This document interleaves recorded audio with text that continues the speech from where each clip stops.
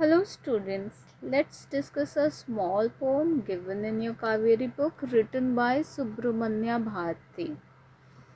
सुब्रमण्य भारती के द्वारा लिखा गया एक छोटा सा पोम हम लोग डिस्कस करने वाले हैं. But before getting into the poem, let's discuss about the poet.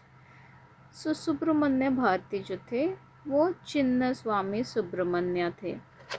He was titled Bharati at the age of 11 क्योंकि बचपन से ही वो हाईली इंटेलेक्चुअल बुद्धिजीवी किस्म के थे, इसलिए उनको भारती टाइटल दिया गया. बर्थ डेट 11 दिसंबर 1882 to 12 September 1921. Birthplace Ittayapuram, Tirunelveli district, Madras Presidency, British India. That means when he was born, India free नहीं हुआ था. इनफैक्ट जब उनकी डेथ हुई थी तब भी इंडिया फ्री नहीं था. निकनेम उनका सुबैया था. पेरेंट्स चिन्न स्वामी अय्यर एंड लक्ष्मी अम्माल थे. दे वर एक्चुअली तमिलियन ब्राह्मण. स्पाउस जो थी वो चिलम्मा थी. स्पाउस यानी wife. Now let's see his life and profession. He was Indian writer, poet, composer, journalist, teacher, independence activist, social reformer and polyglot. Polyglot मतलब जिन्हें मल्टीपल लैंग्वेजेस आते हैं. कितनी सारी चीज़ें वो कर रहे थे लाइफ में. पॉपुलरली नोन एज महाकवि Bharati, the great poet Bharati. उन्हें पॉपुलरली महाकवि नाम से जाना जाता था. वर्क्स पंचली, सबथम, कननपट्टू, पप्पा, पट्टू, चिन्नचिरियू के लिए, Vinayagar, Nannimalai and Tamil translations of Patanjali yoga sutra and Bhagavad Gita. इन दोनों बुक की उन्होंने तमिल में ट्रांसलेशन भी की थी. Now let's get into the summary of the poem. ये जो पोम है Bharat a land is a significant patriotic poem, यानी देशभक्ति वाला पोम है. Authored by Subramanya Bharati, an esteemed Tamil poet and freedom activist. ये जो थे वो बहुत जाने माने बहुत बड़े तमिल पोएट थे और फ्रीडम एक्टिविस्ट भी थे. फ्रीडम के लिए बहुत सारे काम इन्होंने किए हैं. This work extols the grandeur of India, emphasizing its breathtaking natural landscapes such as Himalayas and the Ganga River, alongside its profound spiritual heritage represented by Upanishads and Vedas, as well as its historical valor. अब इस pome में क्या क्या दिया हुआ है. हमारी जो इंडिया है उसकी खूबसूरत लैंडस्केप्स और महान और विशाल हिमालयाज़, गंगा. स्पिरिचुअलिटी के साइड में अगर देखा जाए तो उपनिषद और वेदास के भी इसमें ज़िक्र किए गए हैं, जो हमारी देश की महानता और हिस्टोरिकल वैलर को, उसकी शान को दिखाता है. The poem fosters a sense of patriotism and pride in India's distinct identity.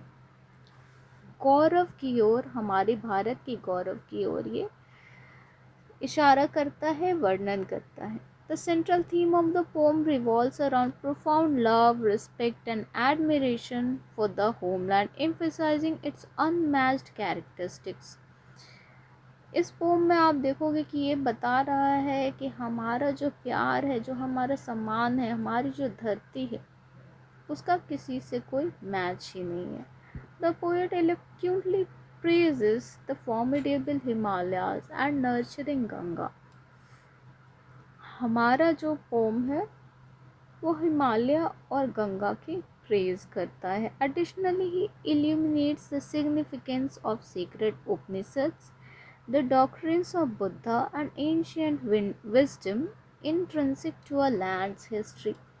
हमारे जो बुद्ध हैं उनके डॉक्ट्रिन्स की भी चर्चा इसमें की गई है. The poem pays tribute to brave warriors and sages who have contributed to the construction of India's legacy. हमारे जो ऋषि मुनि और हमारे जो ब्रेव वॉरियर्स हैं, जिन्होंने हमारे भारत के लिए कई लड़ाइयाँ लड़ी हैं, उनको भी इसमें ट्रिब्यूट दिया जाता है.